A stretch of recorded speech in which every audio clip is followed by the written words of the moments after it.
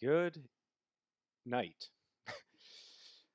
It's literally 10 o'clock at night, and I just got back from the urgent care. I tore my MCL earlier. My last video, you could hear me in excruciating pain. Well, there was the pain, that was the problem. Anyway, today we're going to be watching some of Kyle Hill's Half-Life histories. In the last video, I got a comment saying I should watch these because I really like the Chernobyl one. I was recommended this. There's a playlist. There's a chronological order one, and then and there seems to be 21 of those. I guess we can look at these. I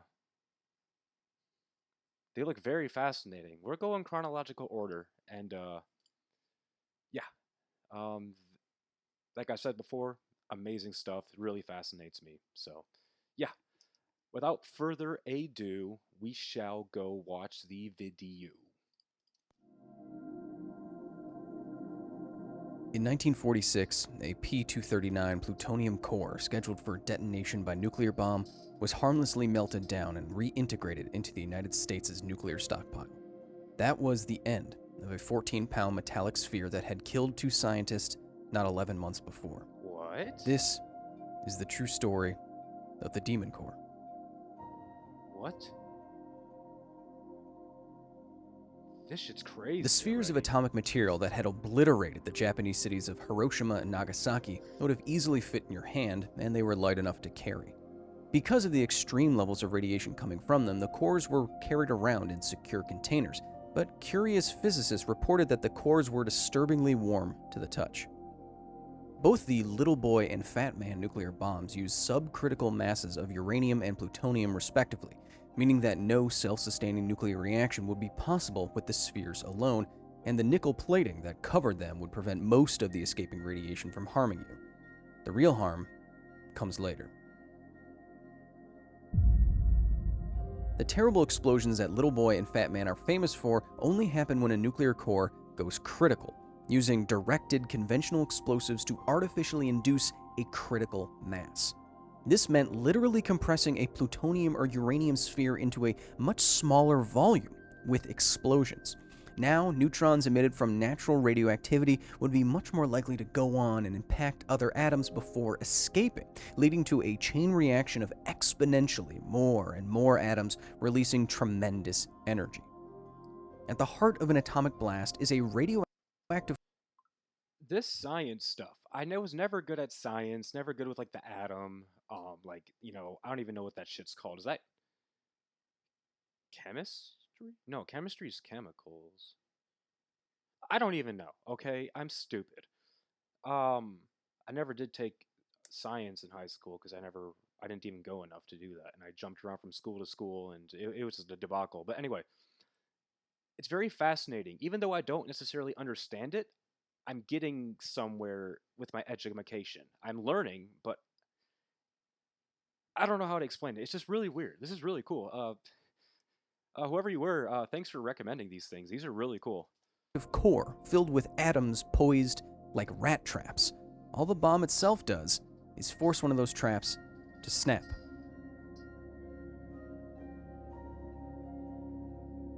The so-called Demon Core was the third core of fissionable nuclear material made during the World War II era. It was also supposed to be dropped on Japan, but after the Empire's prompt surrender following the obliteration of Nagasaki, the core had no immediate military use. Instead, a physicist working at the Los Alamos National Laboratory in New Mexico after the war decided to use the remaining core to figure out just what it takes to make a core like this go critical. When Otto Robert Frisch first arrived in the United States, he was placed at Los Alamos to study neutron multiplication in uranium and plutonium. These elements naturally radiate neutrons in the process of nuclear decay, and as we said, if there is enough of the radioactive element close enough together, these neutrons can go on to cause the rat trap style reaction as neutrons slam more neutrons free from other atoms. However, there is another way to force criticality other than just having a giant sphere of plutonium, which would be hard to make. It turns out that if you use a very thick material to reflect neutrons coming out of the material back upon itself, like a mirror would, a self-sustaining reaction can occur with substantially less plutonium or uranium. Even though an explosion might not happen after criticality is reached in all cases, a deadly blast of radiation certainly could. And that's exactly what happened. By 1944, Frisch was leading the Critical Assembly Group at Los Alamos and started a dangerous series of near-criticality testing. The physicists in the group wanted to use neutron-reflective materials around spheres of plutonium and uranium to see just how close they could get to going critical, without explosives and without going over the edge. Commenting on the inherent risk of experiments of this kind, legendary physicist Richard Feynman reportedly said that the experiments were like, quote, tickling the tail of a sleeping dragon, end quote. But even with the very real possibility of being roasted alive by the radioactive fire of a failed criticality test, the tickling the dragon's tail experiments continued. Within 2 years, neutron reflection experiments on the Demon Core would claim the lives of 2 scientists, Harry K. Daghlian Jr. and Louis Slotin, in almost the exact same way. On August 21, 1945, Harry K. Daghlian Jr. was conducting a criticality experiment with the Demon Core. He was placing tungsten carbide bricks around the mass of plutonium to see how many bricks and in what orientation it would take to reflect enough neutrons to cause the core to go critical. That afternoon, using a Geiger counter-like device to measure the radiation coming off of the plutonium, he got close enough to criticality that he decided to end the experiment. Now, this result should have been worth just a few graphite streaks in a notebook and maybe a beer at the local bar with the other physicists, but Daghlian was curious. Later that night, he returned, alone, to his assembly for another test. Oh no. Like the tests before, Daghlian created an orientation of bricks that his measuring device told him was nearly critical. As he was placing one last brick, the measuring device indicated that the core would go critical if he continued on the assembly. The dragon would wake up. So cautiously, he began removing the final brick, and then he dropped it. The moment the brick hit the assembly, the Demon Core instantly went supercritical. And according to Daghlian, there was a blast of blue light and a wave of heat. Daghlian reacted quickly, though, and used his right hand to knock the dropped brick all the way to the floor. In those fractions of a second, Harry had received a fatal dose of radiation. In fact, he had endured what was likely the highest acute dose of radiation of any human in history. Wow. 25 days later, Daghlian fell into a coma and died from organ failure owing to severe radiation poisoning. This photo, taken 9 days after the accident by medical staff, is of the hand that Harry had used to stop the Demon Core. What the He was fuck? 24. No. Harry wasn't completely alone and experimenting in the lab that night. A security guard, Private Robert J. Hemmerly, was also sitting at his desk next to Daghlian reading his newspaper. Hemmerly died 33 years after Daghlian Jr. from what is now considered to be radiation-caused leukemia. He was 29 and the father of 2 at the time of exposure. Wow. Harry K. Daghlian Jr. was the first official fatality from a criticality accident and the first American casualty of the atomic age. He had arranged to have his body donated to science after his inevitable end so that scientists could study the effects of radiation exposure on the human body. During the 25 days after his fatal mistake, Daghlian's colleague Louis Slotin spent many hours at his bedside comforting the 24-year-old as radiation poisoning slowly claimed him. Exactly 7 months later, in the same hospital, Louis Slotin would suffer the exact same fate. What? Nuclear cowboy. By 1946, I'm sorry if I'm not speaking a lot. This is just very fascinating. I don't know what to say. I can't say anything funny about death. You know, you're like, haha, he died. No, that's not funny. Death is not something to laugh about. I mean, what these guys did, they they knew the risks of what they were doing already. Is I give props to them. I mean, science, like we kept learning from it, you know. And I mean, that's cool. And in my opinion, that's cool. It's not cool that he died, but Props. Physicist Louis Slotin had taken over the critical assembly group from Frisch. Though the criticality experiments were moved from the Omega site at Los Alamos to the Palajito laboratory, the dangerous nature of the experiments did not change.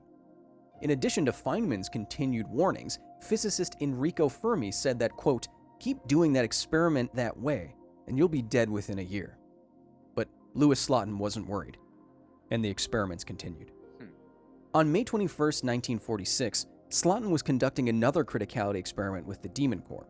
This time, though, instead of using tungsten bricks, Slotin was testing the critical point of the core by placing it inside two half spheres made of beryllium and lowering those halves until there was just a sliver of space before the sphere was complete. If the core was completely enclosed, the reflection of neutrons would be total, and the dragon would wake again. Oh. The local expert among experts, Slotin was reportedly brash in his experimental protocols. In his signature pair of blue jeans and cowboy boots, Slotin would perform the criticality tests without the fail-safe spacers that would sit on the half spheres and keep it from ever completely closing. Instead, he would put his bare hand on the top half sphere and attempt to lower it using only the blade of a flathead screwdriver. That way, he could get much closer to criticality. And Slotin had successfully completed this experiment dozens of times. The afternoon of the accident, Louis Slotin was conducting the same screwdriver experiment as 7 other colleagues recorded and watched. It was just like the test before, but for whatever reason, this time, the screwdriver slipped. The moment the spheres touched, the Demon Core went prompt critical.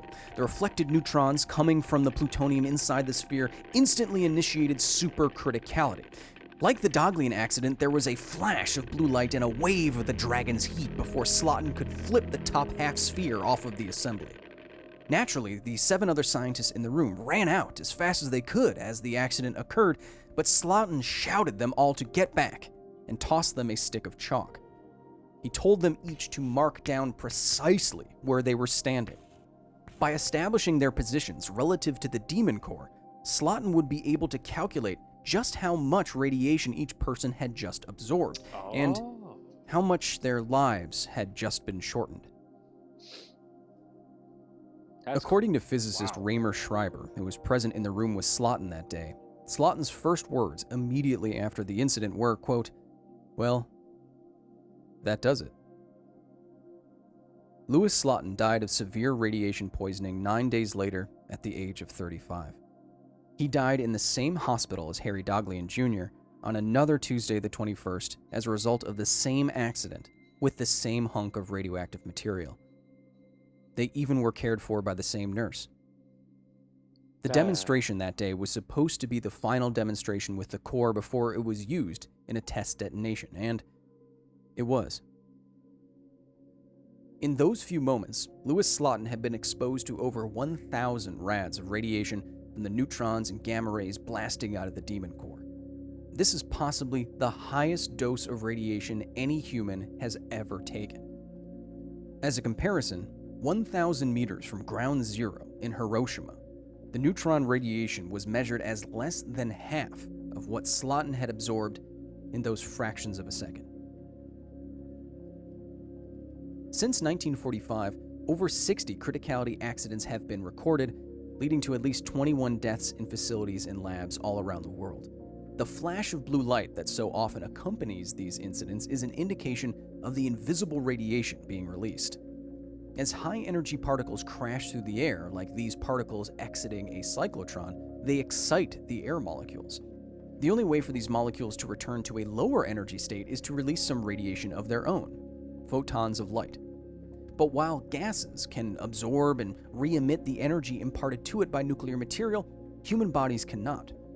Instead, particles and gamma rays flying out of the nuclear cores rip electrons from the molecules that make you up and smash your cellular machinery beyond repair. When enough molecular damage is done, radiation sickness can manifest itself as everything from vomiting and diarrhea to blisters, inflammation, impaired cognition, widespread organ failure, confusion, nausea, high fever, dizziness. 5 weeks later, on July 1st, 1946, a different nuclear core was destroyed in a 23 kiloton air-deployed nuclear weapon over Bikini Atoll. It was supposed to be the end of the Demon Core. Instead, the Demon Core was melted down and redistributed throughout the rest of the United States stockpile, effectively getting a brand new half-life. Until next time.